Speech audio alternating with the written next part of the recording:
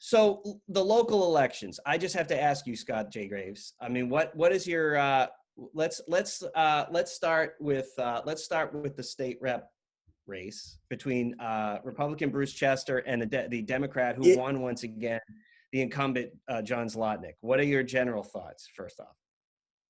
Well, I think I don't know if I predicted it on this podcast, but I think I predicted the exact percentages. I could see what was going to happen. Bruce is great, but Chester, great candidate, smart guy, unbelievable, well-rounded, talented guy, right? Veteran, smart professor. I mean, you can't say enough about the guy. If I sat down with the guy, very open to hearing the opposition and saying to his supporters, "Don't vote for me because red. Ooh, vote for me because you have a reason to vote for me." I saw him say this over and over again on the campaign trail to people, and you know what? And a lot of Republicans did not like that. He challenged them to use their head and say, "Look, just don't vote for me just cause." Yeah. Know why you're voting. That's your responsibility. Yeah. Come on, I mean, he reminded me a lot of myself in this last race that I had with Mike Nicholson, in that he's not he and me are not politicians. We didn't go out there and do the things that you said you could do. It's just like be a staunch Republican or be a party guy. So he wasn't really like that, and I could just see it coming. The machine. Do you think that hurt? Do you think that hurt him? I mean, I wish we could elect a non-politician. I just wish we could do it for once. I wish we could have a non-politician like Bruce Chester in there, just to see what would happen. It would be unbelievable, I think. But I could see it coming because the machine, I mean, Zlotnick didn't even have to have a debate. I mean, right? He knew. He's like, why should I debate? He refused to debate. He's like, debate. Well, he's smart. Because he's thinking, why should I? He doesn't need to. He crushed him without a debate. How do we, this gets us, because I like talking more about broad level concepts and stuff, so our listeners can kind of glean what they from that, draw their own conclusions. We seem to have, I don't know if it's an apathy problem. We have an issue here. I think it was indicated in the percentages. So overall, 71.1% of Gardner voters voted in this election. That's a huge percentage over most state and certainly local elections for many years in the past. So there was a higher total number of people voting in this state rep election, but there weren't the percentages between the incumbent and his competitor pretty much stayed the same. I think they went up in Bruce's favor about 3 percentage points. So what is the problem? And you know what? This runs a parallel in the 2nd Franklin district between independent Susie Whips and Democrat Will LaRose. Same story. The election just to the west of that, the district's name I can't remember, similar story. In all of these state rep elections, the incumbent won, and the incumbent won by about the same percentage, even though there were more total number of people voting. Something about that says to me that people ultimately just don't care to know. It's just, it's Coke or Pepsi, man. Like I'm a Coke guy. I vote for Coke.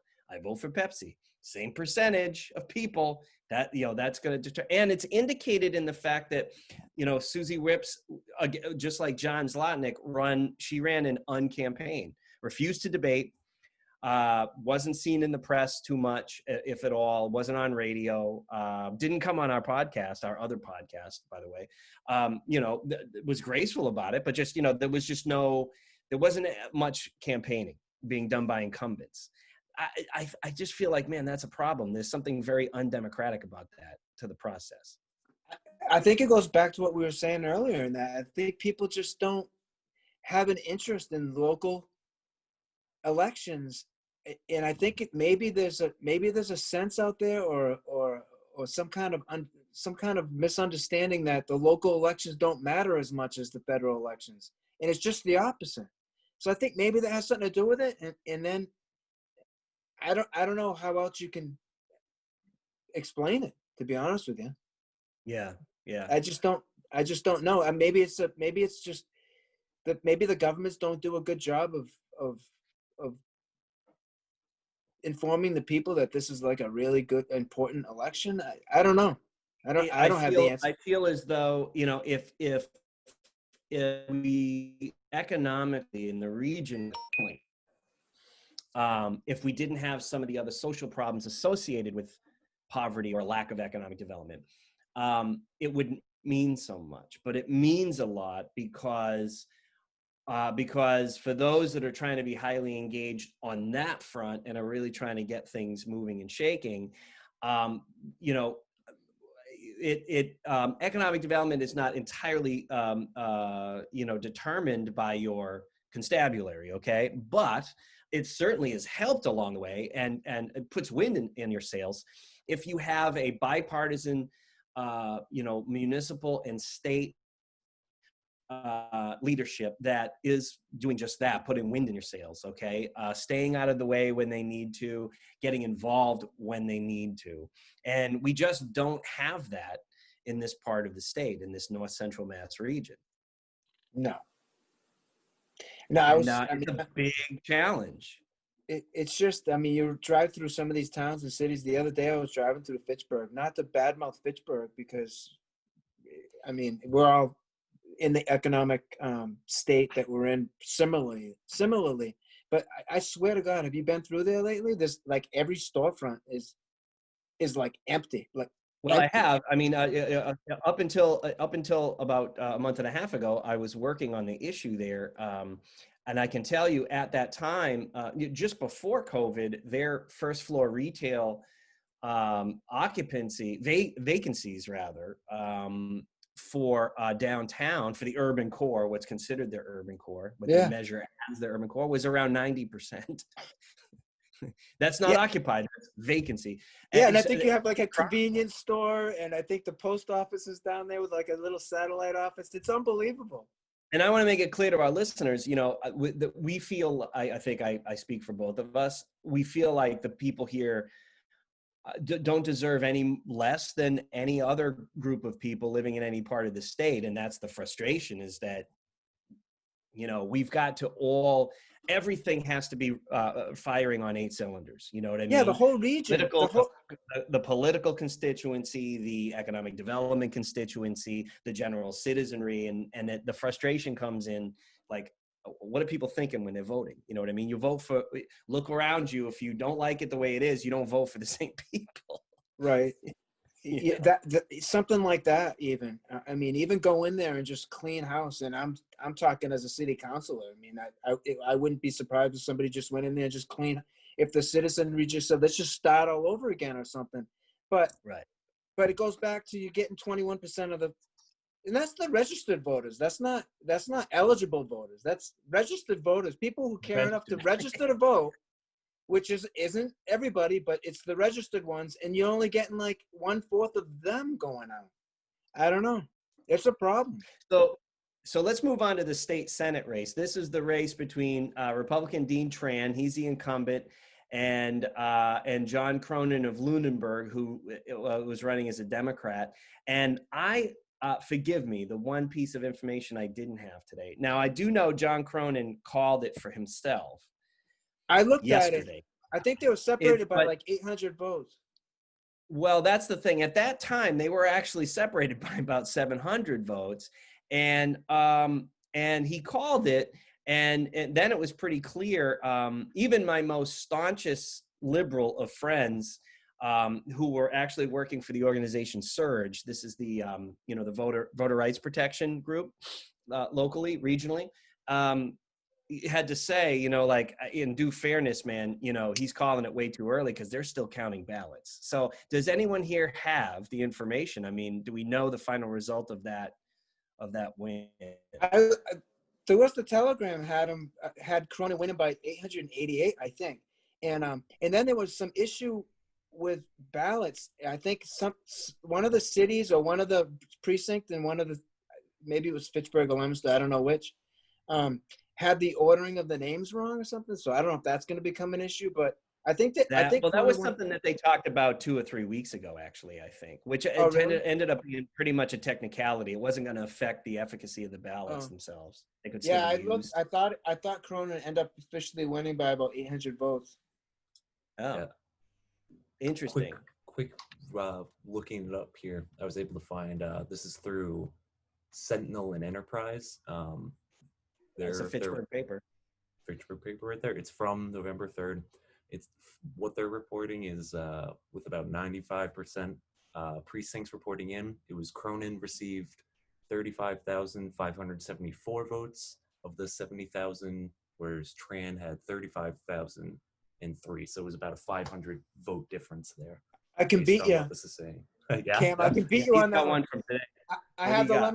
I have the Leominster champion on November 4th, which is the day That's after, yesterday. and they had Cronin at 40,600 and Tran at 39.7, and it's about, they said 886 votes. So that's So there you go. about. You're right. I don't see that changing. There you That go.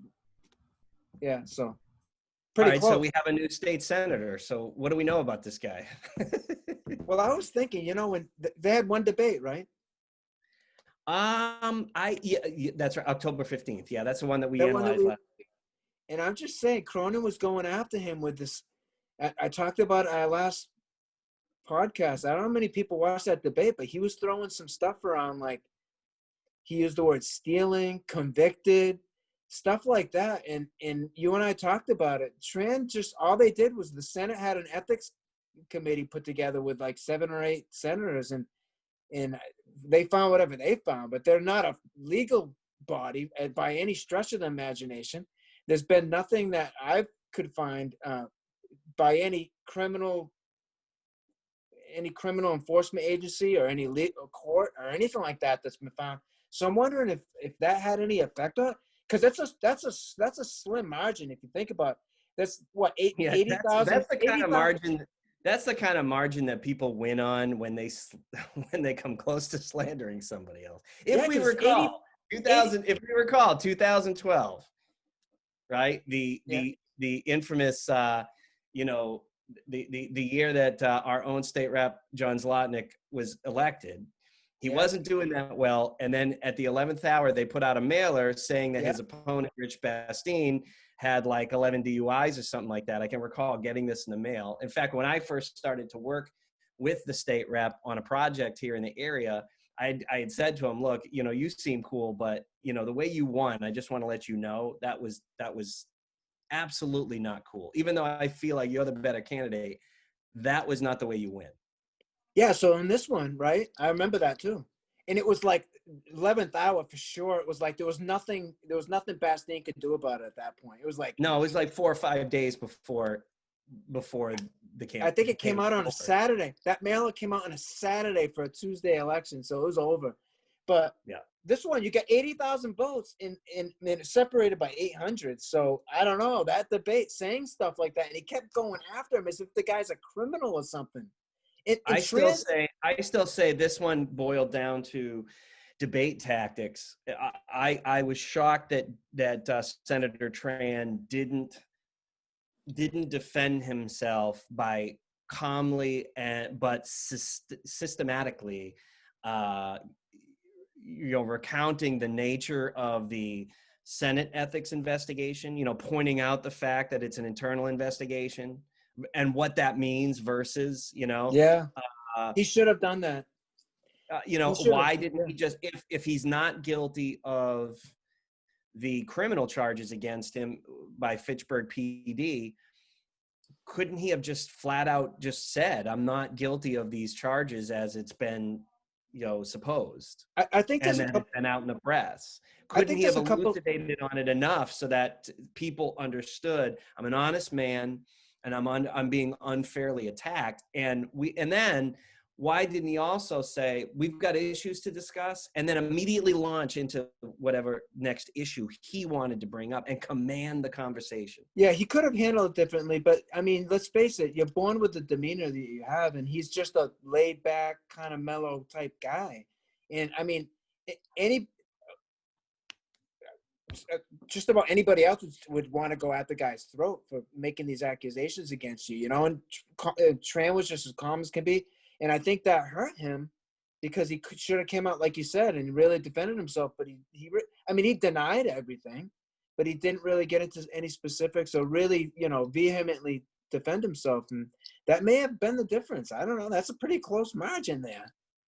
Well, That's anyways, 1%, right? 1%. So we're going to be working with a new state senator. How very exciting here in our district.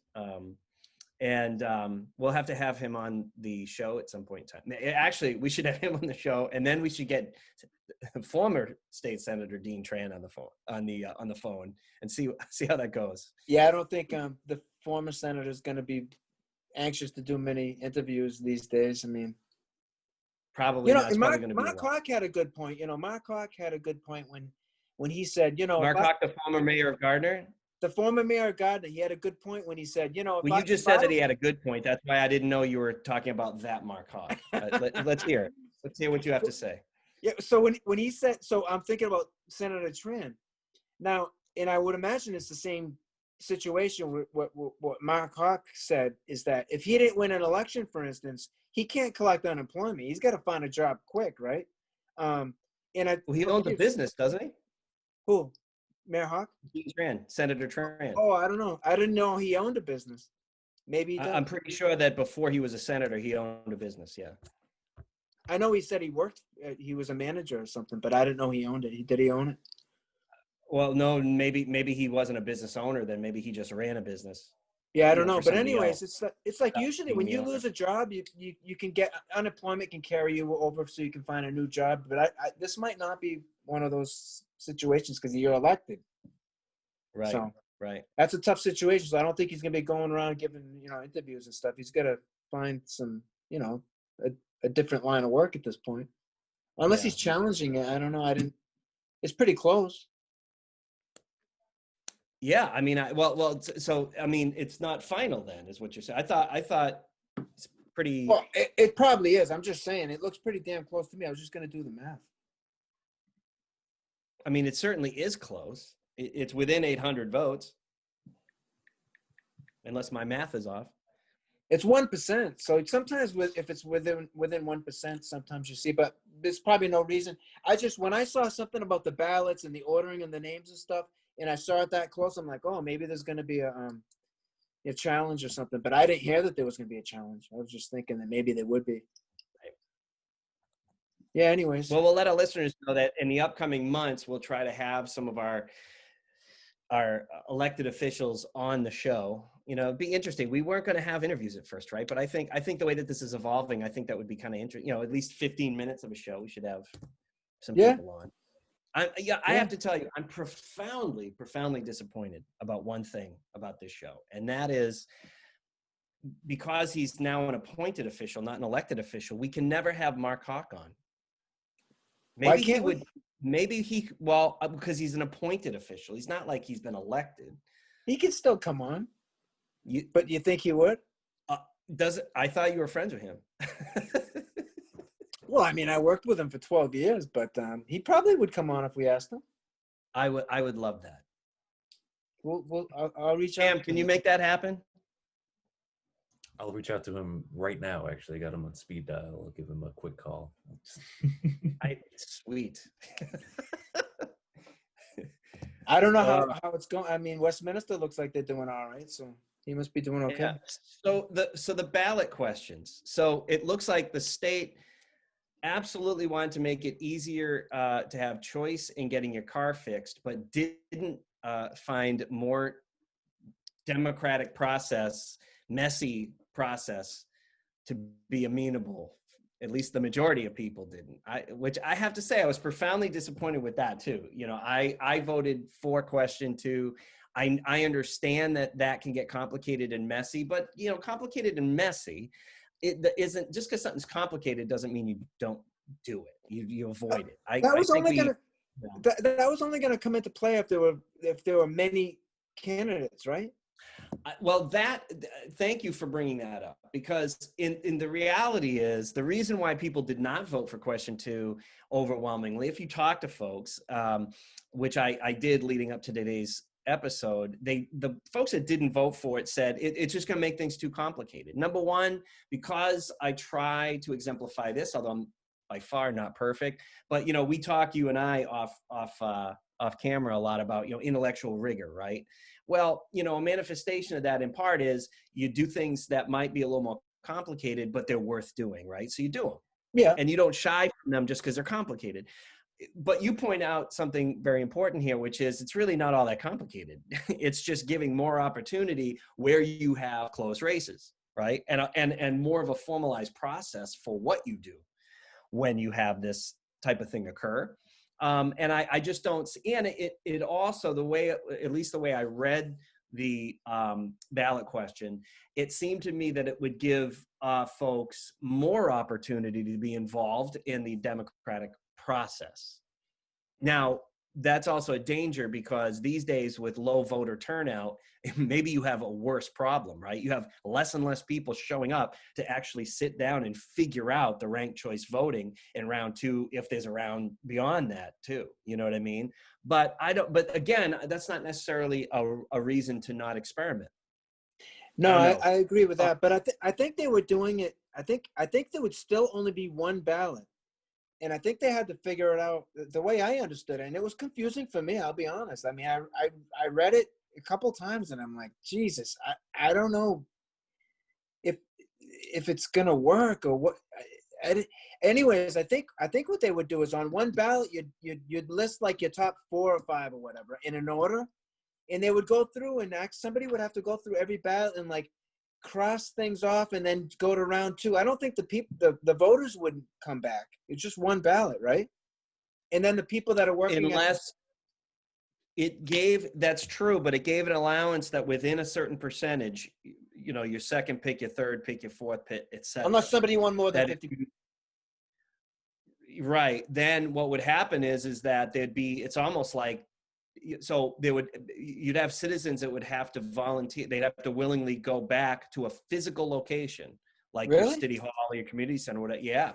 It'd almost be like caucusing. Well, I'm glad I voted no. That's how I read it. That's how I read the ballot question. Yeah. The way I read it was just that I think whoever was working with the elections would have to literally sit there and say, okay, go through and do the round 2 in-house, so to speak. So the voters never came back. I think perhaps this is amongst the first time on our episodes so far that we're probably unwittingly showing that we both don't know what we're talking about. Yeah. Maybe we should have a disclosure. We're having a political podcast because we like to talk about politics. It's not necessarily that we think we know everything. Exactly. Well, this exemplifies what's the problem with a lot of referendum ballot questions rather. Is that like, huh? Like, yeah. Well, the way they're written. For me, if I don't understand a ballot question and it doesn't sound right, I'm not voting for it. So I don't know why you voted for it. I voted for I voted for it because I understood it. I felt that I understood it just enough to know, you know what? I say we give this a try. That's one of the great hallmarks of the American experiment is, in fact, that it is an experiment. We're not. And you could always change it. You could always have another vote next time and say, "Nah, we're not doing this anymore." Yeah. I mean, we've had bolder experiments in democratic process or less democratic process before, and we've survived. True. So give it a go. See what happens. Yeah. Question 1. I mean, there's not much to talk about. You know what I mean? It's just not a sexy topic. It's like people should be able to get their car fixed where they want to get it fixed. Yeah, and it had something to do with I know it had something to do with now everything's so computerized in the cars nowadays. Everything's like downloaded, and it's just giving the mechanic access to get the codes and to they plug the thing underneath your steering wheel, and they can cancel things out. Like if your engine light comes on, they stick something underneath your your steering column, and they just hit a couple things and it goes away. So it was just basically getting access. The people against it were saying that you're giving the government all your information, and that I understood. I did a little research on it that you're not doing that. You're only giving information that had to do with that car. Not no, that's just one of those That's one of those batshit crazies, like, well, we don't want this to pass, so we're going to come up. Quick story. Years ago, this goes back about 15 years ago, in the little corner of the world I worked in at the time, which was the band and orchestra rental company business, totally related to politics. Anyways, one of our competitors in the Commonwealth tried to get on the ballot their goal was. They had devised this special cleaning agent, which I'm pretty sure was just like a little bit of vinegar and water, and they'd put it in a special proprietary device, which I'm pretty sure was just a big pot, big enough to hold like a tuba or a saxophone or whatever. And they tried to make the audacious claim that the germs inside of a band instrument were so vile and so activated, and they'd last for so long in their activated state, that we had to pass a law that all band instruments in the state had to be deep cleaned in their special proprietary process that only they could do. Wow. It sounds like I'm making this up. I shit you not. This is for real. Oh, I believe. And they tried to get a law passed that hey, listen, anybody can rent instruments, but you're all going to have to come to our place and get them cleaned in this stuff. Wow. And they actually had a local state rep, like totally signed on to this thing. It was like, the band and orchestra gum sucker bill or something like that. It was like some crazy thing. And luckily that never made it to the statewide ballot. It didn't. Yeah. But it's just an example of that kind of, like, all your information is going to get stolen and it's going to be chaos. Yeah. So that didn't. That went through. Yeah, that went through fairly. Well, listen, we're coming up on an hour, and we didn't get to one of the local environmental issues we wanted to talk about. But rest assured, in episode 5 next week, we will get to that subject matter. And also, we have a special guest. I forgot to tell you that. My good friend Patrick Clark Davis. He was. Oh, yeah. He's a highly engaged citizen, has run for office several times unsuccessfully in the town of Orange, Mass, and has a variety of different things to talk to us about, sort of related to, rural development issues. And I think he's also been high up in the campaign of his state rep, Susie Whips. So we'll have all kinds of exciting things to hear from Patrick Clark Davis next week. Very good. As always, it's been a real pleasure hanging out on a Thursday night with you, Scott J. Graves. It's been great, SMG. Finally got it right. Finally. Yes. I noticed when you write your email, you write SG, and I'm like, I used to do that. Yeah, I write SMG because of your existence for the years before we met.